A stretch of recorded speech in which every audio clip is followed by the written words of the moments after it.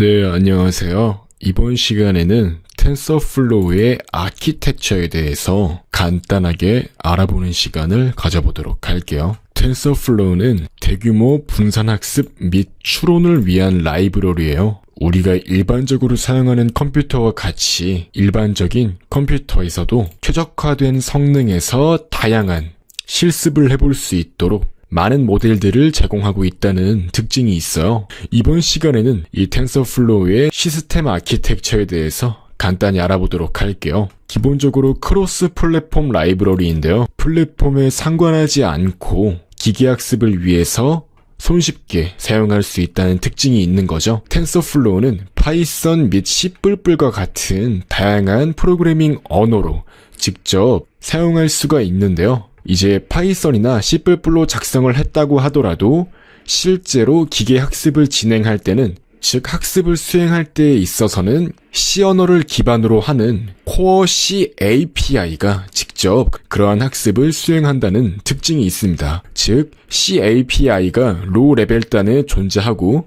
그 위에 다양한 클라이언트가 프로그래밍 언어로 사용이 될 수가 있는 거죠. 그래서 사실 우리는 파이썬을 이용하고 있지만 파이썬 말고 C++ 및 다양한 프로그래밍 언어를 이용해서도 이러한 텐서플로우 라이브러리를 사용할 수가 있고 앞으로 더 많은 언어가 지원될 것이라고 예상이 됩니다. 그렇게 C API 위에서 우리가 직접 파이썬과 같은 어떠한 프로그래밍 언어를 이용해서 머신러닝 프로그램을 작성할 수가 있고, 이제 그렇게 머신러닝 프로그램을 작성하기 위해서 다양한 학습 라이브러리 및 추론 라이브러리를 사용할 수가 있는 거요. 우리가 이전 시간에 다루었던 경사하강 및 선형회귀 기법 등도 다 이러한 학습 라이브러리 및 추론 라이브러리에 속한다고 할 수 있는 거요. 그래서 결과적으로 실제로 학습을 수행할 때는 이렇게 분산된 마스터, 데이터 플로우 실행기, 커널, 네트워크 계층, 장치 계층들이 적절하게 조화를 이루면서 작동을 하고 실제로 학습을 시키는 거예요. 먼저 클라이언트에 대해서 간단하게 말씀을 드리자면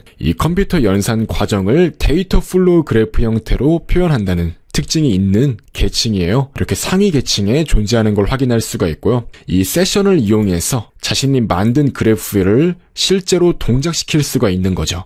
이전에 우리가 식을 정의한 뒤에 세션을 이용해서 실제로 그 식에 어떠한 값들을 넣어주고 그 식을 수행한 결과를 출력하도록 만들었었죠. 즉 우리가 클라이언트 계층에서 이러한 기능들을 수행할 수가 있다는 소린 거고요. 그 다음에 이제 이 분산된 마스터라는 게 내부적으로 작동을 하는데요. 기본적으로 부분 그래프들을 정리한다는 특징이 있어요. 즉 부분 그래프를 나중에 이 작업자 서비스가 처리를 해주는데요. 이 작업자 서비스한테 실행할 어떠한 그래프 단위를 넘겨주기 전에 이제 이것을 미리 분할하고 분배하는 역할을 수행한다고 할 수 있는 거죠. 즉 직접 어떠한 처리를 하는 건 아니고요.